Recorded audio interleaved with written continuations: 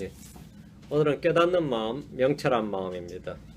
오늘 깨닫는 마음에 대해서 말씀을 전하겠습니다. 주님께서 제자들 향해 자주 하신 책망 중에 하나가 두 가지가 있죠. 너희가 읽지 못하였느냐, 또 한 가지 너희가 깨닫지 못하느냐, 너희가 아직도 깨닫지 못하느냐, 뭐 이런 말씀이었습니다.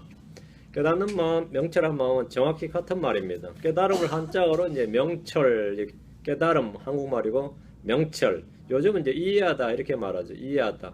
또 이제 다른 단어로 이제 지각이 있는, 지각이란 단어도 이제 한자어인데, 예, 지각이 있는 마음이라 말합니다. 우리말 성경에 깨닫다, 이해하다, 명철, 지각 이렇게 네 가지로 번역했는데 같은 말입니다. 깨달음, 깨닫는 마음은 이 철학이나 종교에서 가장 중요하게 여기는 것 중에 하나입니다. 깨달음을 얻기 위해서 명상과 수행을 지속하는 종교가 굉장히 많습니다. 특히 동양 종교의 대부분이 그러합니다. 깨달음이 종교라고 그러죠. 동양 종교는 이제 깨달음을 종교라고 그러고, 깨달은 자 이렇게 말하면 뭐죠? 득도한 사람, 뭐 해탈한 사람, 열반한 사람, 뭐 성인의 반이라고 그러는 사람, 깨달은 사람 해버리면 보통 사람보다 한 단계 위 또는 몇 단계 위로 보죠. 깨달은 자. 깨달은 자가 되면 그들은 이제 술도 마셔요. 희한하더라고요. 막 타락을 해도 죄가 아니라는 거야. 태 속에 얽매이지 않는다잖아요. 아주 재밌더라고요. 깨달은 자다. 뭐 내가 볼 땐 돌중이더만. 하여튼 깨달은 자 해버리면 하여튼 한 단계, 몇 단계 위로 봐요. 성경에서 말하는 깨달음이나 명철은 이 종교나 철학에서 말하는 그 깨달음과는 전혀 그 성격이나 성질이 다릅니다. 그 단어만 같을 뿐이지 전혀 다르다 이거죠. 그 명상과 묵상이 다르듯이 깨달음이란 말도 전혀 달라요. 도란 말도 세상에서는 도란 말과 성경에서는 도란 말은 전혀 다르죠. 그 같은 단어도 전혀 다릅니다. 사람들이 깨달았다는 것은 이 혼적 달관의 경지예요. 혼적 달관의 경지 또는 신적인 경지, 성인의 반지로 올랐다는 뜻으로 사용하지만 성경에서 깨달음은 그런 것과는 아무런 관련이 없습니다. 하나님과의 바른 관계성, 성경에서 말하는 깨달음은 하나님과의 바른 관계성 속에서의 어떤 이해력입니다. 다음 8장 5절에 오 단순한 자들아 너희는 지혜를 깨달으라. 너희 어리석은 자들아 너희는 명철한 마음을 가질지어다. 너희는 명철한 마음을 가질지어다. 이 깨닫는 마음을 가져야 된다 이 말입니다. 우리는 성경 말씀에 따라 깨닫는 마음을 가져야 됩니다. 지혜는 명철이 있는 자의 마음 가운데 머물기 때문입니다. 명철이 있는 자의 마음은 지식을 구합니다. 성경은 존귀함 가운데 가면서도 깨닫지 못하는 사람은 멸망하는 짐승과 같으니라 했습니다. 사람이 깨닫지 못하면 짐승과 같고 우상과 같습니다. 짐승 같은 자는 알지 못하며 어리석은 자도 이것을 깨닫지 못하나이다 한 대로 짐승 같은 자는 알지 못하며 어리석은 자도 깨닫지 못한다. 그 짐승 같은 자, 깨닫지 못하는 마음은 짐승 같은 마음이다. 이 말, 짐승 같은 마음. 짐승 같은 마음. 이스라엘 백성들은 깨닫지 못하는 백성들로서 주님을 경노하게 했습니다. 그들은 주님의 이적을 깨닫지 못했습니다. 범죄하는 자들과 불순종하는 자들은 주님을 깨닫지 못합니다. 삼손은 자신의 몸에서 주의 영이 있다는 것을 깨닫지 못했습니다. 사울 왕도 마찬가지였습니다. 죄는 마음을 어둡게 하고 어리석게 합니다. 깨닫지 못하는 백성, 깨닫지 못하는 목자들은 주님의 경노와 징계와 심판의 대상이 됩니다. 여러분은 범죄 가운데 있을 때, 또 양심이 마비되었을 때 주의 말씀이 내 속에 있는지 없는지도 모르고 주의 영이 내 안에 있는지 없는지도 모르고 깨닫지를 못합니다. 깨닫지를 못해요. 깨닫지 못하니까 사실 말해봐야 소용이 없는 거죠. 깨닫지를 못한다 이 말입니다. 성경은 지식과 지혜와 명철의 말씀입니다. 주의 말씀은 명철을 줍니다. 명철은 유전적 요소가 아니고 후천적 학습 요인이 아닙니다. 명철은 학습의 효과나 공부의 효과가 아니다 이 말입니다. 아무리 많이 배워도 진리를 깨닫지 못하는 이가 있습니다. 명철은 철학이나 종교의 영역이 아닙니다. 명철은 우리 주님과 주의 말씀과 연관되어 있습니다. 욥기 32장 8절, 욥기 32장 8절입니다. 예. 욥기 32장 8절. 무엇이 우리에게 그런 명철을 주느냐? 사람에게 명철을 주는 게 뭐냐요? 욥기 32장 8절. 그러나 사람 안에는 영이 있고 전능자 영감이 그들에게 명철을 주나니. 그러나 사람 안에는 뭐가 있다? 영이 있다. 그렇죠? 전능자의 영감이 그들에게 명철을 주나니. 전능자의 영감이 그들에게 명철을 주나니. 명철은 주님의 영감, 전능자의 호흡, 전능자의 숨과 연관이 있습니다. 하나님의 영과 명철이 연관되어 있다 이 말입니다. 전능자의 영감이 사람의 명철을 줍니다. 명철은 영과 관련된 거죠. 예. understanding mind, understanding heart, 깨닫는 마음은 하나님의 영감과 연관되어 있다 이 말입니다. 혼적 달관의 경지는 비슷하게 흉내를 낸 것이지만 차원이 전혀 다른 것이다 이 말입니다.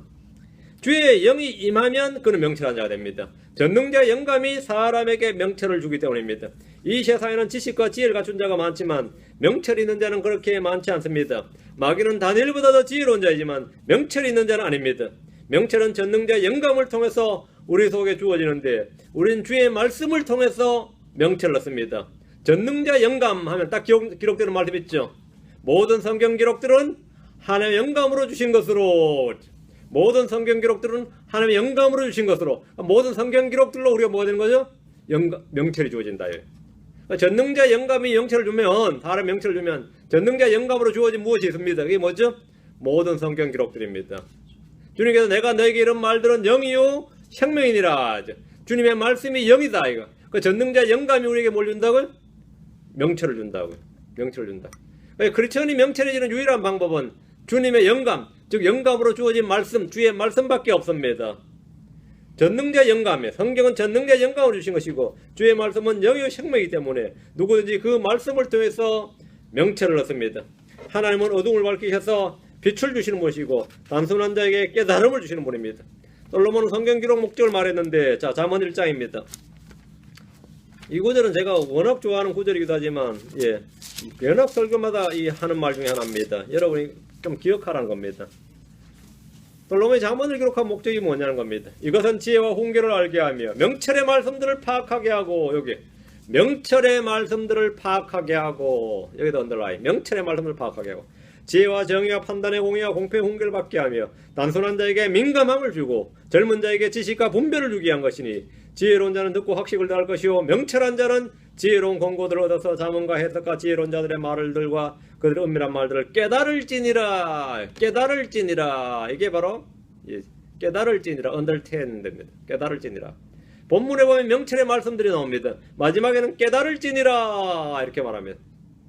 성경은 명철의 말씀들이며 그것들을 우리에게 깨닫게 해준다고 하십니다. 깨닫는 마음은 주의 말씀을 통해서 주어집니다.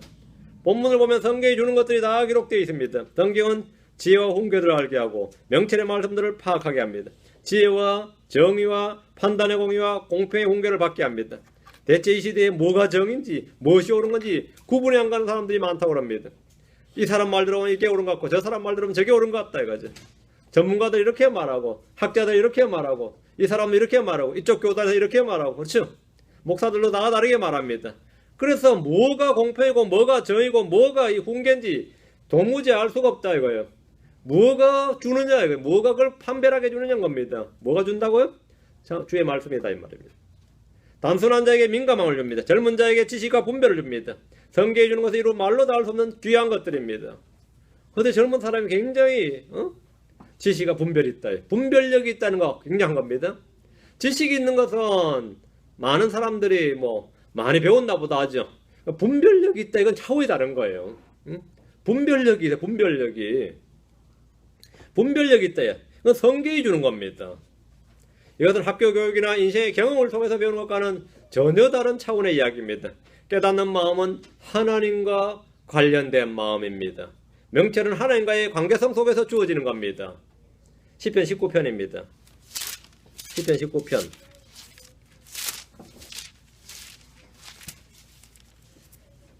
주의 율법은 완전하여 혼을 회심시키고 주의 증언은 확실하여 단순한 자를 지혜롭게 하며 주의 법규들은 올바라서 마음을 기쁘게 하고 주의 명령은 순수하여 눈을 밝게 하는도다. 주의 두려움은 깨끗하여 영원토록 지속되고 주의 판단들은 진실하고 현재로 우러오니. 시편 19편 7절 9절입니다. 시편 19편 7절 9절입니다. 여기 보면 본문의 성경의 기능과 역할 4가지가 나옵니다. 성경 기록들이 주는 효과와 기능과 역할을 주목해서 보십시오. 성경은 그냥 주는 게 아니에요. 누구누구하게 이 사람을 바꿔준다는 거예요. 성경은 사람의 혼을 회심시킵니다. 말씀을 통해 마음의 변화가 옵니다. 성경은 단순한 자를 지혜롭게 합니다. 그냥 지혜로운 자를 지혜롭게 해요. 단순한 자를 지혜롭게 해요. 에덴의 이브는 선악과를 보았을 때 그것이 능히 지혜롭게 할 만큼 탐스럽다고 생각했지만 단순한 자를 지혜롭게 하는 것은 선악을 알게 하는 나무의 열매가 아니라 주의 말씀입니다. 주의 말씀이 단순한 자를 지혜롭게 합니다. 단순한 자를 지혜롭게. 내 자신이 봐도 내 자신이 그다지 지혜롭다고 생각이 들지 않는다면 여러분은 성경을 읽고 그것을 깊이 생각하고 밤낮으로 묵상해 보십시오. 여러분은 노인들보다 더 잘 깨닫고 어떤 스승들보다 더 지혜롭게 될 겁니다. 성경은 마음을 기쁘게 합니다. 성경은 순수하여 눈을 밝게 합니다. 선악을 알게 하는 나무의 열매는 죄에 대해서 눈을 밝혀주었지만 성경은 의에 대해서 눈을 밝혀줍니다. 진리에 대해서 눈을 밝혀준다 말입니다. 성경은 안약과 같아서 우리의 눈을 밝혀주며 이전에 보지 못했던 것들 보게 해주고 하나님의 깊은 것들까지도 알게 해줍니다. 이전에 알지 못했던 것들, 깨닫지 못했던 것들을 밝히 깨닫게 해줍니다. 여러분이 성경을 듣고 읽을 때 깨달았던 것들을 말씀해 보십시오. 그것이 믿음의 선한 간증이고 믿음의 선한 교제입니다. 그것이 서로 간에 권면의 말씀이 되고 위로의 말씀이 되고 그 말씀들로 서로 교제하는 겁니다. 그것이 바로 교회의 지체들입니다. 그것이 바로 교회의 지체들이에요. 여러분이 주께 받은 은혜를 나누라는 겁니다. 주님 우리에게 깨닫는 마음을 주시는 분입니다. 누가복음 24장 45절에 그때 그들의 지각을 여사 그들이 성경 기록들을 깨닫게 하시며 지각을 여사 깨닫게 하시며 주님은 무지와 불신으로 마음이 어두워져 있던 제자들의 지각을 여시고 성경 기록들을 깨닫게 해주셨습니다. 깨닫는 마음이란 주의 말씀을 깨닫게 되는 마음입니다. 주님을 깨닫게 되고 주의 일들을 깨닫게 되고 주의 계획들을 깨닫게 되는 겁니다. 주님 우리가 알기를 원하시며 깨닫게 되기를 원하십니다. 주님 우리가 무지 가운데 있기를 원치 않습니다. 주님 우리가 불신 가운데 있기를 원치 않고 주님 우리가 어둠 가운데 있기를 원치 않습니다. 너희가 무지하게 되지 않기를 원하노니 무지하게 되는 걸 원치 아니하노니 무지하게 되기를 원치 아니하노니 이거 성경에 반복되는 말씀이에요. 깨닫는 마음, 주님은 깨닫는 마음을 주신다. 다니엘은 주의 말씀을 받았지만 그것을 깨닫지 못했을 때 주님은 천사를 보내셔서 오 다니엘아 내가 이제 내게 능숙함과 깨달음을 주려고 나왔느니라 했습니다. 다니엘은 반복적으로 받은 말씀에 대해서 깨달음을 얻었는데 이런 깨달음은 부단한 연구와 노력과 관찰과 실험과 명상을 통해서 얻은 것이 아니라 어떤 종교적 수행을 통해서 얻은 것이 아니라 주님이 주신 것이었습니다. 깨닫는 마음은 언제나 주 하나님과 관련되어 있습니다. 그건 주님이 주시는 마음이다. 이스라엘은 깨닫는 마음이 없었습니다. 그들은 율법을 받았고 땅을 받았지만 정작 가장 중요한 한 가지를 받지 못했는데 그것은 바로 깨닫는 마음이었습니다. 땅도 받고 율법도 받았고 뭐 좋은 거 다 받았는데 한 가지를 받지 못했어요. 그게 뭐냐고? 깨닫는 마음을 받지 못했다는 겁니다. 신명기 19장 4절에 그러나 깨닫는 마음과 보는 눈과 듣는 귀는 이날까지 주께서 너희에게 주지 아니하셨느니라. 이건 재앙입니다. 땅도 주고 우물도 주고 밭도 주고 소도 주고 말이죠. 줄 거 좋은 거 다 줬어요. 응? 그러면 사람들은 그걸 만족합니다. 그걸로 족하다고 생각해요. 응?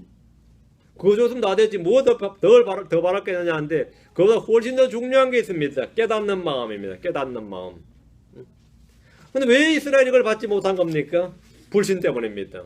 불신 때문에. 그들은 주를 믿지 않고 주의 표적과 권능과 이적들을 보면서도 의심하고 불평하면서 믿으려 하지 않았습니다.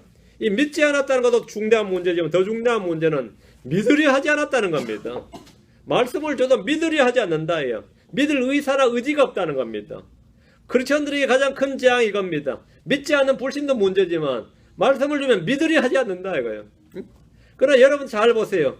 은사주의 집회나 오순절 집회 가보세요. 거짓말을 말합니다.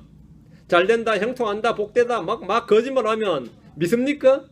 사람들 믿는지 안 믿는지 나중이지만 그 말을 믿고 싶어 합니다. 믿으려 해요.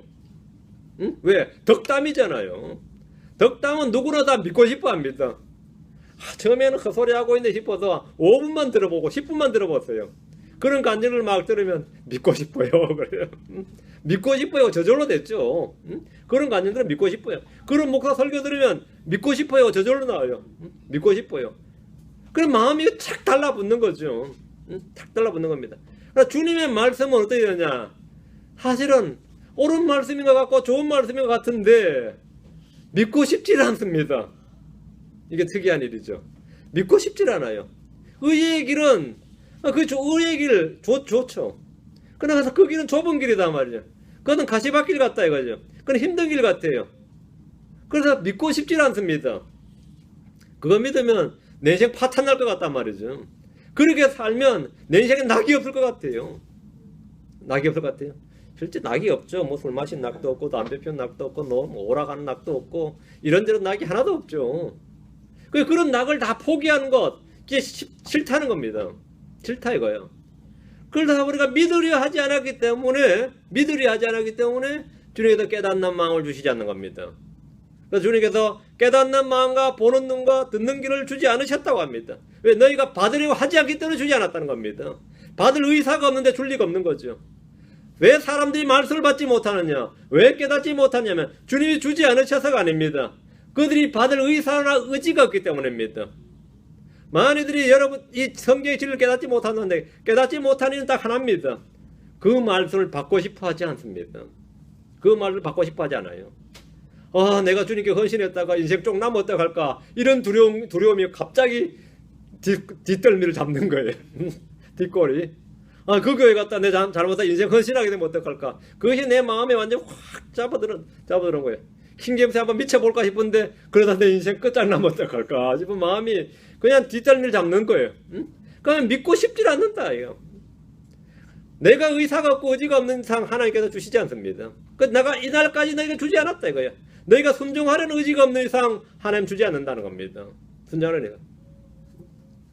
자신을 낮추고 회심하여 주를 믿기 전까지 누구도 깨닫는 마음을 가질 수가 없습니다. 이스라엘 백성들의 마음은 우둔하게 되었습니다. 이사야 6장 10절 주님께서 언제 이사야에게 한 말씀 이사야 6장 10절 44장 18절 이사야 6장 10절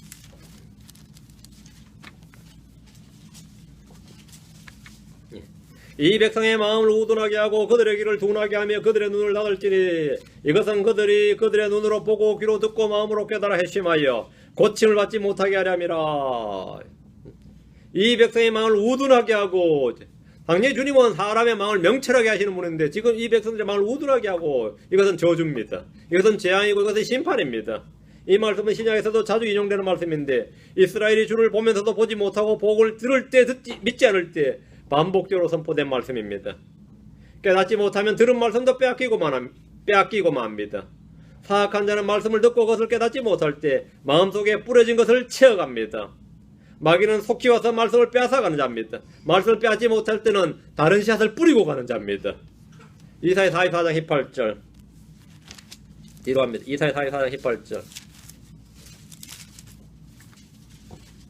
그들이 알지도 못하고 깨닫지도 못하였나니 그분께서 그들의 눈을 닫으사 그들이 보지 못하게 하시며 그들의 마음을 닫으사 그들이 깨닫지 못하게 하셨느니라. 하나님은 주의 법을 버리고 우상을 숭배한 이스라엘에 대한 징계와 심판으로 그들의 눈을 닫으시고 그들의 마음을 닫으시고 그들이 깨닫지 못하게 하셨습니다. 불신과 불순종에 대한 징계와 심판 가운데 가장 무서운 것이 이겁니다. 봐도 보지 못하고 들어도 듣지 못하고 깨닫지 못하게 하는 것. 마음을 닫으사 닫힌 마음이죠. 우리는 열린 마음의 소유자, 깨닫는 마음의 소유자가 되었는데 주님께서 그들의 마음을 닫아줬다. 이거예요. 믿는 자는 주님께서 그들의 마음을 열어주십니다. 믿지 않는 자는 그들의 마음을 닫아버리십니다. 그러나 자신들의 마음이 닫혔을 때 그들이 보이는 반응은 성경이 닫힌 채로 생각합니다. 성경은 언제나 오픈북입니다. 주님의 말씀은 언제나 열려 있습니다. 그러나 그들의 마음은 닫혀 있습니다. 하나님 우리의 마음을 열기를 원하십니다. 그것은 내가 안에서 열어줘야 됩니다. 하나님은 주의 법을 버리고 우상을 숭배한 이스라엘에 대한 징계와 심판으로 그들의 눈을 닫으시고 그들의 마음을 닫으시고 그들이 깨닫지 못하게 하셨습니다. 불신과 불순종에 대한 징계와 심판 가운데 가장 무서운 것이 깨닫지 못하는 마음입니다. 전쟁과 기근과 역병 등은 이것에 비하면 적은 재앙입니다. 주께서 눈을 닫고 마음을 닫아버리시는 것은 성도들이 받을 수 있는 가장 큰 재앙에 해당합니다. 마음이 완악하면 깨달을 수 없습니다. 예수님의 제자들은 예수님이 하시는 말씀을 자주 오해하거나 깨닫지 못했는데 이는 그들의 마음이 굳어 있었기 때문입니다. 마가복음 8장 17절에 예수님께서 그것을 아시고 그들에게 이르시되 너희가 어찌하여 빵이 없음으로 의논하느냐 너희가 아직도 알지 못하며 깨닫지 못하느냐 너희 마음이 아직도 굳어 있느냐 깨닫지 못하느냐 아직도 굳어 있느냐 왜 깨닫지 못하는 거죠? 마음이 굳어 있다는 겁니다.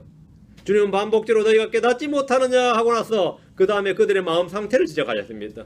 마음이 완악하면 마음이 굳어 있으면 주께서 하신 말씀이나 주께 주신 표적을 보아도 깨닫지 못한다는 겁니다. 그들의 마음의 완악함이 가장 큰 문제입니다. 마음이 완악하면 깨달을 수 없습니다. 불신이 있을 때 깨닫지 못합니다. 자, 누가복음 24장 25절 27절 왜 우리는 깨닫지 못하는가? 누가복음 24장 25절 27절 누가복음 24장 25절에서 27절. 이에 그분께서 그들에게 이르시되 어리석고 대언자들이 말한 모든 것을 마음에 더디 믿는 자들이여, 그리스도가 이런 일들로 고난을 당하고 자기의 영광에 들어가야 함이 마땅하지 아니하냐 하시고, 모세와 모든 대언자들의 글에서 시작하여 모든 성경 기록들에서 자기에 관한 것들을 그들에게 풀어 설명해 주시니라. 마음에 더디 믿는 자들이여. 마음에 더디 믿는 자들이여. 이들이 깨닫지 못한 것은 마음에 더디 믿었기 때문입니다. 그들은 주의 말씀을 믿지 않았습니다. 현장에서 목격한 증인들의 증언도 믿지 않았습니다. 기록된 주의 말씀을 믿지 않았습니다. 주는 이들의 무지와 불신을 책망하시면서 그들이 깨달을 수 있도록 말씀을 풀어서 설명해 주셨습니다. 이것이 바로 교회의 사역입니다. 이것이 바로 교회의 사역이에요. 이것이 바로 목회자의 사역입니다. 사람이 빛보다 어둠을 더 사랑할 때 깨닫지 못합니다. 요한복음 1장 5절입니다. 뒤로 넘기게. 요한복음 1장 5절. 그 빛이 어둠 속에 비치되, 그 빛이 안 비치는 게 아니라 빛은 비치입니다. 그 빛이 어둠 속에 비치되 어둠이 그것을 깨닫지 못하더라. 빛이 비치지만 사람들이 그것을 깨닫지 못하는 것은 그들이 빛으로 나오기를 거절하고 빛보다 어둠을 더 사랑하기 때문입니다. 성경 말하기를 요한복음 3장 19절 뒤로 갑니다. 한 장 넘기셔서 2장 넘기게 되겠네. 3장 19절. 정죄는 이것이니, 3장 19절. 정죄는 이것이니 곧 빛이 세상에 왔으되 사람들이 자기 행위가 악함으로 빛보다 어둠을 더 사랑한 것이니라. 이게 정죄다. 빛보다 어둠을 더 사랑한 것. 왜 깨닫지 못했느냐? 이유 딱 이겁니다. 빛보다 어둠을 더 사랑한 것. 사람이 빛보다 어둠을 더 사랑하고, 의보다 불의를 더 사랑하고, 법보다 불법을 더 사랑하고, 진리보다 비진리를, 하늘보다 땅을, 하나님보다 사람을, 영적인 것보다 세속적인 것을 더 사랑할 때 진리를 깨달을 수 없습니다. 성경 말하기를 이런 자를 걸어서 항상 배우나 결코 진리를 아는 데 이르지 못하느니라. 항상 배우나 결코 진리를 아는 데 이르지 못하느니라. 나는 오랫동안 교회 다녔습니다. 매주 성경 공부 나갔습니다. 새벽기도도 나갔습니다. 용하다는 탁월하다. 그걸 지금 무속적이에요. 목사도 이제 용하다 소리 들어요. 용하다는 기도원과 용하다는 교회, 용하다는 부흥회요. 용하다는 말 아세요? 이런 데 다 따라다녔습니다. 항상 배우나 결코 진리를 아는 데 이르지 못하느니라. 깨달음은 마음과 연관되어 있고 우리가 무엇을 사랑하는가에 달려있다는 사실을 보여줍니다. 빛보다 어둠을 사랑하는 자는 깨닫지 못합니다. 빛보다 어둠을 사랑하는 자는, 예수님보다 다른 무엇을 더 사랑하는 자는 자기를 사랑하는 자, 쾌락을 사랑하는 자, 돈을 사랑하는 자, 세상을 사랑하는 자, 세상과 그 안에 있는 것들을 사랑하는 자 결코 깨닫지 못합니다. 진리보다 이익을 사랑하고 이득을 정변이라고 여기는 사람들은 결코 진리를 깨달을 수 없습니다. 크게 사람을 모으고 큰 비즈니스를 하는 것을 사역이라고 생각하는 자들은, 그런 교회를 다니는 사람은 결코 깨달을 수 없습니다. 세상과 세상에 속한 것을 사랑하는 사람은 결코 진리를 깨달을 수 없다는 겁니다. 교만하고 거만한 자는 깨달을 수 없습니다. 하나님은 겸손한 자에게 깨달아 주십니다. 바리새인들과 서기관들과 율법사들보다 창녀와 세리들이 먼저 하나님 왕국에 들어간 것은 그들은 말씀을 듣고 믿음으로 깨닫는 자가 되었다는 겁니다. 먼저 깨닫는 자냐? 누가 먼저 깨닫는 자냐요? 자신을 낮추는 자입니다. 우리는 주의 뜻이 무엇인지 이해해야 됩니다. 우리는 주의 뜻이 무엇인지 입증해야 됩니다. 우리는 주의 뜻을 그대로 믿고 순종해야 됩니다. 그럼 주의 뜻이 뭔지도 모르는데 어떻게 이해하고 입증하고 순종합니까? 주의 뜻이 무엇인지 모른다면 말이죠. 주님은 성도들의 주의 뜻이 뭔지 이해하라, 입증하라, 깨달으라, 순종하라 그랬다요. 우리는 주의 뜻을 따라서 살아야 되는 사람들입니다. 주의 뜻을 모른다는 자체가 말이 안 되는 이야기다. 뭐가 있어야 되냐? 깨닫는 마음이 있어야 된다. 깨닫는 마음이 있어야 된다. 그럼 우리는 어떻게 깨닫는 마음을 가질 수 있느냐? 그러니까 이 마음이 가장 중요한 마음이구나. 그죠? 깨닫는 마음이야말로 가장 중요한 마음이다. 오케이. 깨닫는 마음. 첫째, 믿음을 통해서입니다. 히브리서 11장 3절입니다. 히브리서 11장 3절.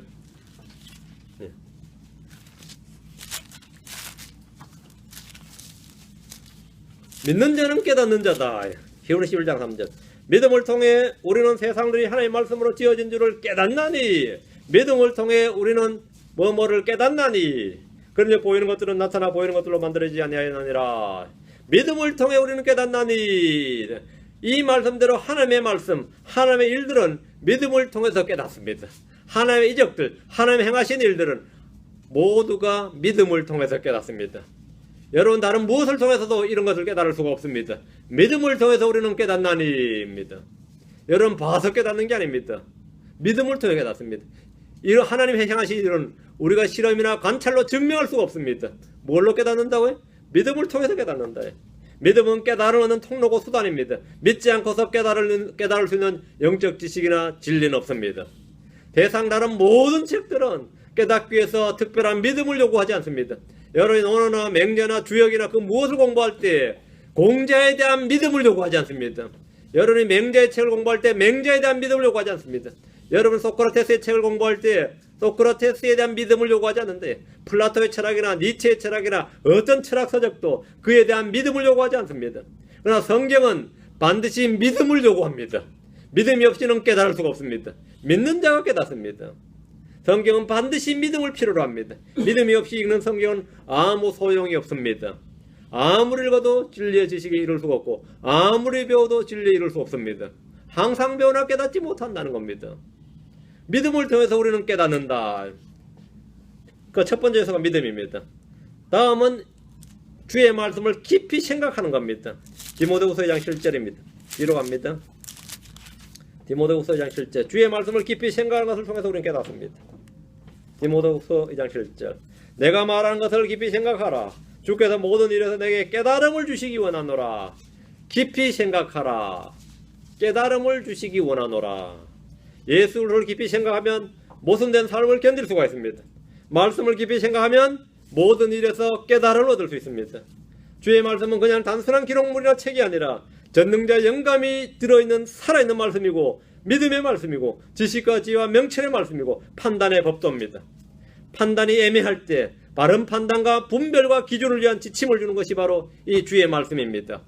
평소 주의 말씀을 깊이 생각하는 법을 연습하고 훈련하시기 바랍니다. 명철을 위해 이보다 더 좋은 것이 없습니다. 주의 말씀 몇 구절 몇 단어라도 깊이 생각하고 또 생각하다 보면 내 자신이 어느덧 변화되어 있고 자라나 있다는 사실을 알게 될 겁니다. 내가 계속해서 말씀을 생각하면 여러분 스스로 변화되어 있다. 나도 모르게 분별과 기준이 딱 내 속에 서 있다는 걸 알게 됩니다. 남들이 하는 판단을 쫓아가지 않고 남들이 하는 생각을 쫓아가지 않고 내 속에 주의 생각, 주의 판단, 주의 법이, 주의 기준이 딱 서 있다 이거죠.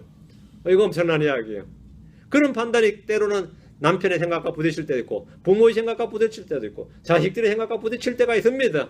그러나 주의 판단이 내 속에 굳게 서 있습니다. 그것이 바른 판단과 분별입니다. 대체 성경을 읽을 때입니다. 성경을 읽는 일은 성도에 주어진 사명입니다. 에베소 3장 4절입니다. 에베소 3장 4절. 그것으로 말미암아 너희가 읽을 때에 그리스도 신비에 대하여 내가 알고 있는 바를 깨닫게 되리라. 내가 알고 있는 바를 깨닫게 되리라. 대언자들이나 사도들이 받은 주의 말씀은 단순히 그것을 읽음으로 동일한 영감이 우리 속에 전달됩니다. 너희가 읽을 때에 그리스도 신비에 대하여 내가 알고 있는 바를 깨닫게 되리라. 깨달음 언제 온다고요? 너희가 읽을 때입니다. 모세나 여호수아가 받은 말씀이나 대언자들이 받은 모든 말씀들, 바울이나 베드로가 받은 말씀들은 그들이 쓴 기록들을 읽을 때에 그분의 영감이 우리 속에 고스란히 전수되며 우리는 그들이 알고 있는 바를 깨닫게 됩니다. 명철을 주는 전능자의 영감을 받는데 이보다 더 단순한 방법이 없습니다. 목자는 가이드입니다. 목자가 어떤 영감을 주는 게 아니에요. 목사가 영감을 주는 게 아닙니다. 위단들의 특징 보면 말이죠. 그 교주가 성경을 깨달아서 자기라는 통로를 통해서 이렇게 그 양떼들에게 뭘 주는 줄로 압니다. 전혀 그렇지 않습니다. 여러분 신천지 보세요. 신천지 교주가 성경 해석자죠. 다른 해석은 존재할 수가 없어요. 깊은 서기 성경에 가보면 박옥수가 이요한이 누군 잘 모르겠습니다만 그런 사람이 그 해석의 통로자죠. 응? 그렇지 않아요? 그런 기질을 보이는 목사들이 있으면 여러분들 상당히 조심해야 됩니다. 응? 하나님께서 세살처럼 사랑하사 박옥수를 주셨으니 그쪽에서 그런다더라고요. 거기만 구원이 있는 거예요. 그 사람이 구원의 해석자고 난 그런 말이 믿어지지가 않는데 이번 수많은 증언자를 통해 들었어요. 야, 근데 거기에 매여있는 사람 도대체 누구예요? 그런데도 거기에 매여있는 사람도 있다는 거죠. 응? 하나님이 우리는 그냥 가이드에 불과합니다. 목자는 가이드에 불과해요. 가이드에. 뭐가 준다고요? 말씀, 기록된 말씀 그 자체가 주는 겁니다. 기록된 말씀 자체가.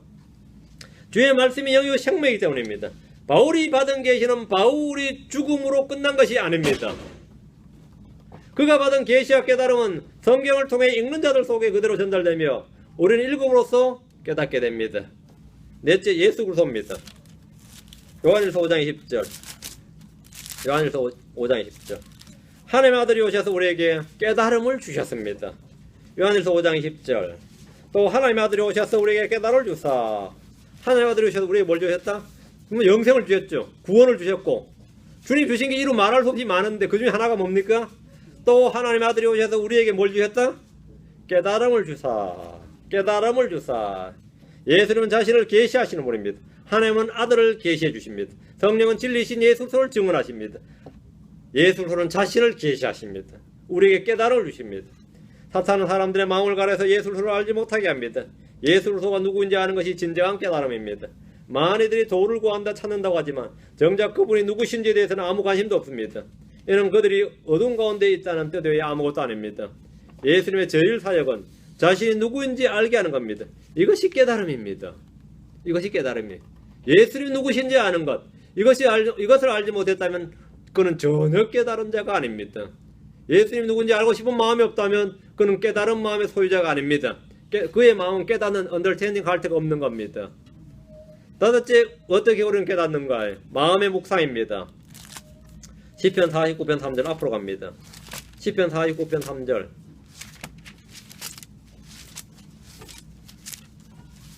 내 입이 지혜를 말하리니 내 마음의 묵상은 깨달음에서 나리로다.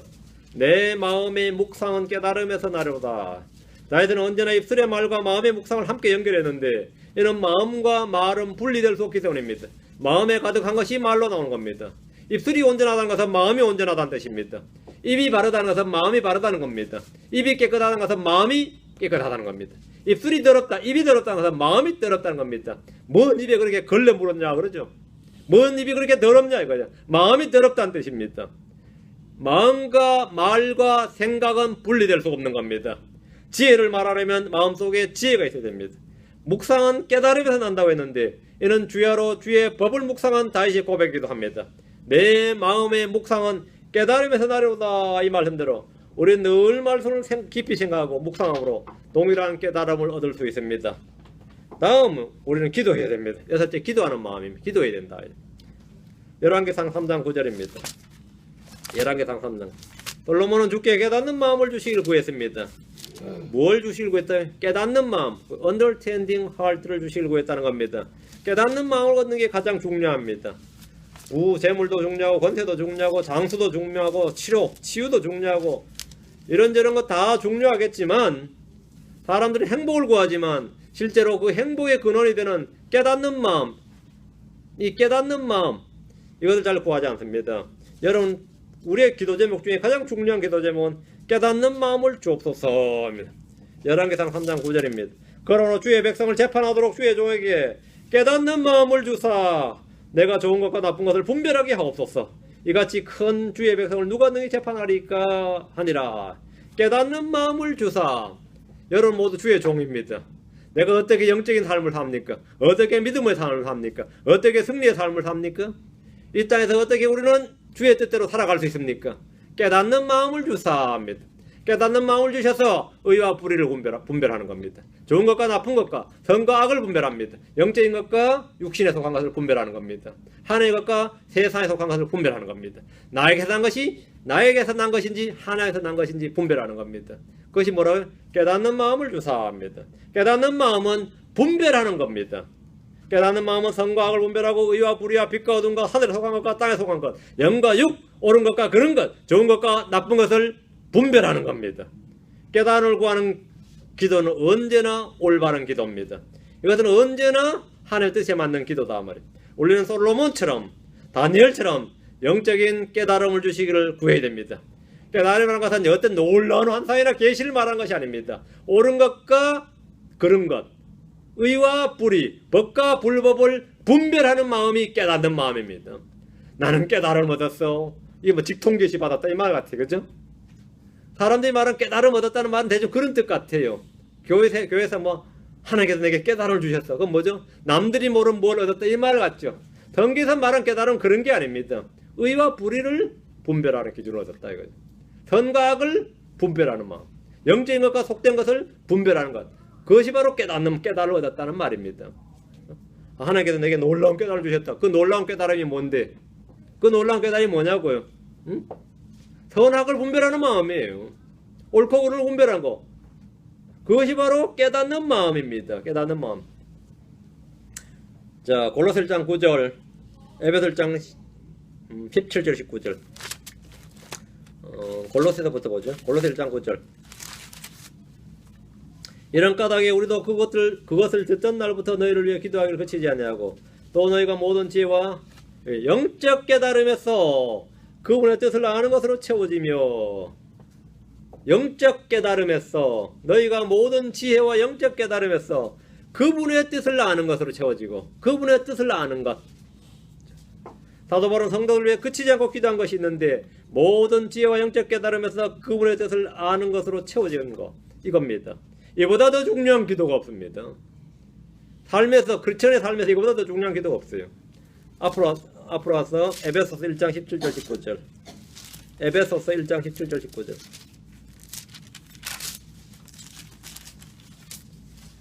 우리 주 예수 그리스도의 하나님 곧 영광의 아버지께서 지혜와 계시의 영을 너희에게 주사 그분을 알게 하시고, 그 지혜와 계시의 영을 주시면 우리가 아는 게 뭐죠?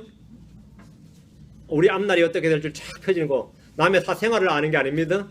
남이 말하는 비밀스러운 사생활을 내가 쫙 깨닫는 걸 가지고 영안이 열렸다든가 계시를 받았다든가 깨달음을 얻었다 그러면 안 돼요. 그건 마귀 들린 겁니다. 그건 마귀 들린 거예요. 그 남의 사생활을 알아서 뭐 하려고? 그 남의 사생활을 알으면 뭐 점쟁이지, 점천령을 받은 거지. 그건 아무것도 아니고, 지혜와 계시를 얻으면 지금 본문을 보면 뭐가 돼 있어요? 잘 보세요. 아버지께서 지혜와 계시를 너에게 주사, 다음에 뭐라 하는 거죠? 남의 사생활을 알고, 남의 은밀한 일을 알고, 남의 지나간 일을 알고, 그게 아니고, 아니면 남의 미래를 알고, 그럼 돈 벌죠. 나의 미래를 환히 알고, 그게 아니고, 그분을 알게 하시고입니다. 그분을 알게 하시고, 너의 지각의 눈을 밝히사. 이 지각의 눈, 이게 바로 the eye of understanding입니다. 깨달음, 지각, 이해력, 명철입니다. 지각의 눈을 밝히사. 그분의 부르심의 소망이 무엇이며 성도들 안에 있는 그분의 상속유배의 영광이 얼마나 풍성하며 그분의 강력한 권능의 활동에 따라 믿는 우리에게 베푸신 바 그분의 지극히 큰 권능이 어떤 것인지 너희가 알게 하시려고 하노라. 이거 아는 겁니다.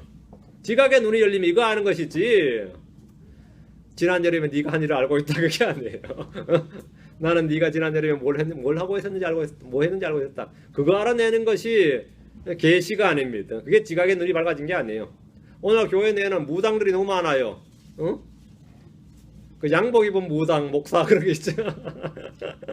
양복 입은 무당들이 너무 많다 그래요. 양복 입은 무당들. 그걸 또 용하다 그래요. 그걸 또 용하다 그래요.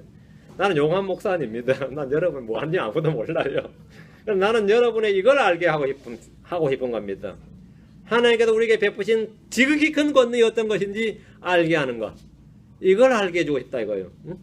성도들의 사도 바울의 기도가 바로 이거였습니다. 지혜와 계시형을 너에게 주사. 이 말씀대로 주님이 이것을 통해 그분을 알게 하시는 것. 우리는 예수 그리스도를 아는 겁니다. 예수 그리스도를 아는 것. 이게 바로 지혜와 계시의 영입니다. 이것이 바로 지각의 눈입니다. 이것이 바로 주님께서 깨닫는 마음이다 이거예요. 깨닫는 마음이다. 지각이 깨달음입니다. 지각의 눈이란 깨달음의 눈입니다. 성도들은 육신의 눈에 의해 이 지각의 눈이 있습니다. 일곱째 선생들입니다. 선생들. 어떻게 우리는 깨닫는 마음을 얻느냐? 깨닫는 마음은 배우는 자에게 임합니다. 사도행전 8장 31절. 사도행전 8장 31절. 목자는 결코 양들의 혼을 지배하려는 자가 아닙니다. 내가 양들을 먹이고 감독하는 자가 맞지만 그 혼을 지배하려는 자가 되어서는 안 됩니다. 혼을 뭐하냐? 가이드하는 자입니다. 사도행전 8장 31절. 내시가 이르되 누가 나를 지도해주지 않으면 어찌 내가 깨달을 수 있으리요 하고 빌립이 올라와 자기와 같이 앉을 것을 청하니라. 여러분, 지도해주지 않으면 누가 나를 지도해주지 않으면, 누가 나를 가이드해주지 않으면 어찌 내가 깨달을 수 있으리요. 이디오피아 내시는 무신론자나 불신자가 아닙니다. 내시는 멀리 이디오피아에서 예루살렘까지 주의 명절을 지키러 오는 열성적인 유대교인이었습니다. 아주 열성적인 유대교인이었어요. 그는 마차에서 낮잠을 잔 것이 아니고 노래 유행가를 부르는 사람이 아니고 신문을 보는 사람이 아니었습니다. 마차에서 이사였어. 성경을 읽는 사람이었습니다. 아니 그는 열성적인 기독교인이었다예요. 열성의 유대교인이었습니다. 아직 기독교인이 아니었어요. 그런 그도 성경을 읽으면서 깨닫지 못했는데 지도해주는 사람이 없었기 때문이라고 합니다. 저는 성경 읽기를 강조하면서 무엇보다 통독을 하도록 자주 말하는데 그것만으로 올바르게 다 깨닫는 것은 아닙니다. 그는 성경을 통독하고 있었습니다. 이디오피아 내시는 성경을 읽고 있었지만 그는 누가 나를 지도해주지 않으면 어찌 내가 깨달을 수 있으리요 했습니다. 직통계시란 없습니다. 직통복음이란 없습니다. 우리 먼저 받은 것을 전해줄 뿐입니다. 주님은 지역교회 목자와 교사를 선물로 주십니다. 이들은 말씀을 깨닫도록 지도해주는 사람입니다. 목자들이 이런 역할을 감당하지 않고 성경을 깨닫게 해주는 대신에 자기들을 따르게 하는 것은 불법이고 범죄행위입니다. 저는 곳곳에 주의 양떼들에게 주의 말씀을 깨닫게 해줄 선생들을 많이 주시도록 기도합니다. 저 역시 그런 사람이 되기를 원합니다. 예레미야 3장 15절입니다. 예레미야 3장 15절. 여러분 이걸 늘 기도해야 됩니다. 그러므로 내가 내 마음에 맞는 목양자들을 너에게 주리니 그들의 지식과 명철로 너희를 먹이리라. 여러분 내 마음에 맞는 목양자 했죠. 누구의 마음에 맞는 목양자요? 성도들의 마음의 목양자가 아니고 내 마음의 목양자예요. 내가 또 내 마음에 그리고 내가 너희에게 according to mine heart 주님 자신의 마음에 따르는 일치하는 목자 패스토를 주겠다. 내가 패스토라면 누굴 준다고요? 주님의 마음에 맞는 목양자를 준다 이거죠. 주님의 맞는 목양자들이 양떼를 지식과 명철로 먹입니다. 오늘날 이와 달리 개들과 같은 목자들도 많이 있습니다. 이사야 56장 11절에 참으로 그들은 탐욕이 심하여 결코 만족할 줄 모르는 개들이요 깨닫지 못하는 목자들이라. 그들이 다 자기 길만 바라보고 저마다 자기 구역에서 떠나 자기 이익만 추구하며. 이런 목자들도 있어요. 만족할 줄 모르는 개들 같은 목자들, 깨닫지 못하는 목자들도 있습니다. 지식과 지혜와 명철을 추구하는 자들에게는 그런 목자들이 주어집니다. 주의 마음에 맞는 목자들이 주어진다 이 말입니다. 그런 목자들 주어져요. 내가 주를 찾으면 주께서 그에 합당한 자를 보내십니다. 주님은 자신을 찾는 고넬료에게 베드로를 보내주셨습니다. 예루살렘에서 가장 좋은 목자를 보내주셨어요. 주님은 이디오피아 내시에게 빌립을 보내주셨습니다. 바벨론에서 돌아온 이스라엘 백성들에게는 에스라를 보내주셨습니다. 느헤미야 8장 8절, 8장 13절 두 구절입니다. 마음에 맞는 목양자를 보내준다. 이건 복이죠. 이 복 터졌다 그래요. 이거를. 응? 이런 복이 없어요. 마음에 맞는 목양자를 보내준다요. 저도 주님 성경을 알게 해주시옵소서 했을 때 마음에 맞는 목양자를 보내주셨어요. 응? 마음에 맞는. 그래서 제가 묻는 질문 답을 해줄 수 있는 목양자를 보내주셨다. 항상 그랬습니다. 느헤미야 8장 8절. 이와 같이 그들이 하나님의 율법에서 책에서 명료하게 낭독하고 의미를 알려줘 그들로 하여금 그 낭독한 것을 깨닫게 하니라. 그들이 뭐라고? 깨닫게 하니라. 그들이 선생들이죠. 직통계시란 없습니다. 주님은 목양자들 선생들을 보내주시고 그들로 하여금 깨닫게 해주십니다. 백성들은 주의 말씀을 깨닫기 위해서 에스라에게 모여들었습니다. 13절 8장 13절. 둘째 날에 온 백성의 아버지들이 우두머리들과 제사장들과 레위 사람들이 율법의 말씀들을 깨닫기 위해 함께 서기관 에스라에게 모여. 깨닫기 위해서 모였다고요? 에스라에게 모였다. 예, 에스라가 주의 마음에 맞는 목양자였습니다. 에스라가. 저는 주를 찾을 때 주께서 저를 지식과 명철로 먹일 목자를 보내주셨고 저는 그들을 통해 성경을 배웠습니다. 지금 여러분도 마찬가지입니다. 하나님의 마음에 맞는 하나님의 마음에 따르는 일치하는 목양자들을 위해서 기도하시기 바랍니다. 탐욕스러운 개들과 같은 목양자들이나 깨닫지 못하는 목자들에게 있는 양떼들은 계속해서 뜯겨 먹힐 뿐입니다. 얼마나 뜯기는지 몰라요. 근데 또 거기 또 그게 좋다고 있는 사람들도 있어요. 왜? 자신도 개떼라서 그래요. 같은 유유상종이거든요. 개떼라서 그래요.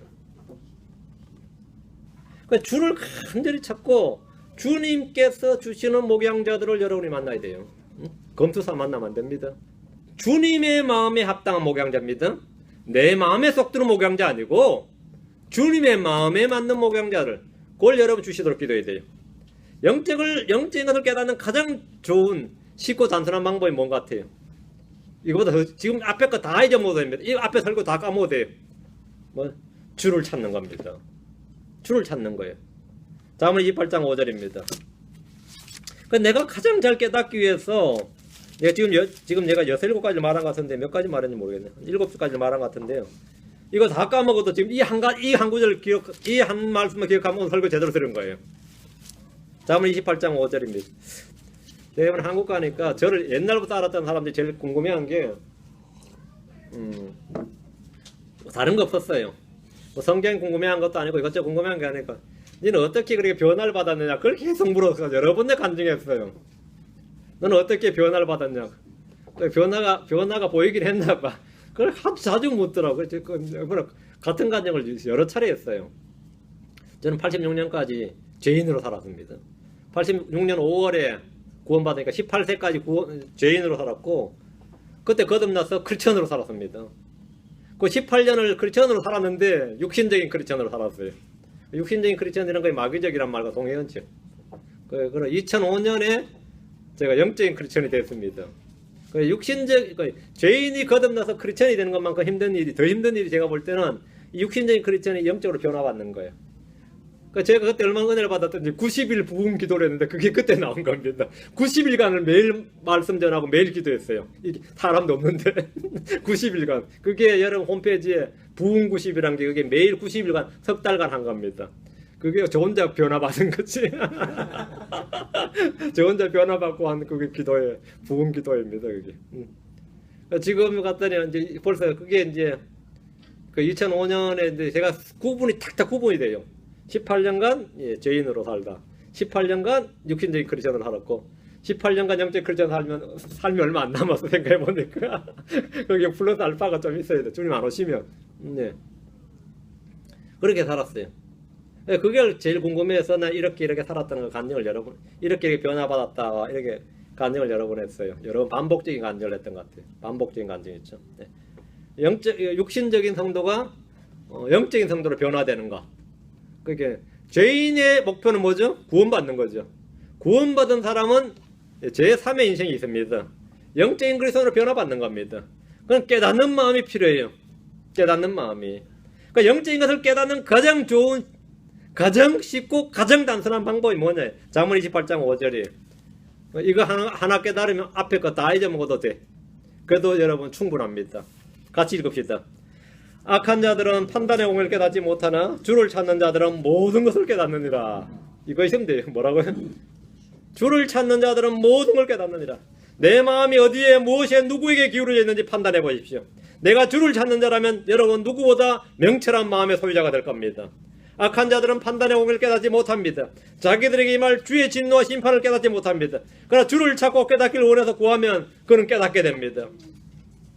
잠언 2장 4절 5절 4절 6절 앞으로 갑니다. 잠언 2장 4절 6절 어떻게 주를 찾느냐 어떻게 진리를 찾느냐 이렇게 찾아야 됩니다. 은을 구하는 것 같이 그것을 구하고 감추어진 보화를 찾는 것 같이 그것을 찾으면 그때 주 두려워하는 것을 깨닫고 하나님 하는 것을 발견하리니 그때에 이렇게 찾을 때 구할 때에 말이죠. 그때에 주 두려워하는 것을 깨닫고 하나님 하는 것을 발견하리니 이는 주께서 지혜를 주시며 그분의 입에서 지식과 명철이 나오기 때문이니라. 그분의 입에서 지식과 명철이 나온다. 말씀이 있죠. 바로 말씀이다 이 말입니다. 주를 찾고 구하십시오. 주의 말씀을 찾고 구하십시오. 깨닫는 마음과 명철한 마음을 얻게 될 겁니다. 오늘 우리는 깨닫는 마음에 대해서 증언했습니다. 주는 우리가 무지 가운데 알지 못하기를 원치 않습니다. 내가 너희가 무지하기를 원치 아니하노니 너희가 알지 못하기를 원치 아니하노니 이렇게 하셨습니다. 주는 우리가 진리를 깨닫기를 원하시며 깨닫도록 지각의 눈을 밝혀주시고 마음을 열어주시는 분입니다. 스스로 마음의 문을 닫지 않도록 하십시오. 무지와 불신과 완악한 마음으로 자기 마음을 닫지 않도록 해야 됩니다. 깨닫는 마음의 소유자 되어야 됩니다. 여러분 마음에 깊이 주님을 생각하고 묵상해야 됩니다. 대상가를 생각해서는 안 됩니다. 여러분 항상 지혜와 명철을 주시도록 기도해야 됩니다. 그리고 주의 마음에 맞는 선생들을 주시도록 구해야 됩니다. 그리고 성경을 읽어야 됩니다. 우리 주 예수를 통해서 오신 것은 우리에게 깨달음을 주시기 위해서입니다. 이것을 항상 여러분 기억해야 됩니다. 기억하라. 그리고 우리는 그 말씀을 믿습니다. 주님께서 그렇게 오셨다는 걸 믿고 성경이 그러하다는 사실을 믿습니다. 믿음을 통해서 우리는 깨닫습니다. 자, 다 기억하셨습니까? 오늘 말씀이 좀 많았다 싶으면 집에 와서 다시 동영상으로 다시 한번 재생 다시 한번 재생하세요. 말이 너무 빨라서 다 못 들으면 또 한번 들으시면 됩니다. 듣고 또 듣고 해서 이 말씀을 마음에 새겨 두셔야 돼요. 응? 그 말씀 집내교회 성도들은 다 직강이라고, 나머지는 인터넷 강의는 인강이고 여기는 직강이니까 여러분 잘 들으셔야 돼요. 잘 들으시고 이 말씀에서 변화를 받으시기 바랍니다. 우리 모두 변화를 받고 함께 자랍시다. 저도 잘하고 여러분도 잘하고 같이 자랍시다. 기도하겠습니다. 위대하시고 거룩한 주 하나님 감사합니다. 함께 하시고 도우시길 원합니다. 주의 영을 충만케 하기 위해서 오늘도 선포된 말씀이 성도의 마음속에 뿌려지게 하시고 마음의 보고에 쌓아지게 하시고 믿음과 잘 결합하게 하여 주셔서 이 말씀들을 통해서 정말 깨닫는 마음, 깨닫는 영을 주시길 원합니다. 지혜와 계시 영을 주시옵소서. 사랑하는 아버지께서 깨닫는 마음을 제게 주셔서 참 옳은 것과 그른 것, 의와 불의와 법과 불법, 주의 것과 아닌 것, 영적인과 육신적인 것, 이 모든 것을 분별하도록 해주시기를 원합니다. 사랑하는 아버지 하나님께서 은혜 위에 은혜를 더해 주시길 원하며 종에게 또한 이 주님과 이 합한 주님과 일치하는 마음을 주셔서 지식과 명철로 양떼들을 먹일 수 있도록 해주시길 원합니다. 아버지 하나님, 제가 참 선한 목자가 되도록 역사해 주시옵소서. 양떼를 말씀으로 잘 섬기고 먹이고 감독할 수 있도록 도와주십시오. 감사드리며 주의 성기도합니다. 아멘. 찬양 한 곡 마치겠습니다.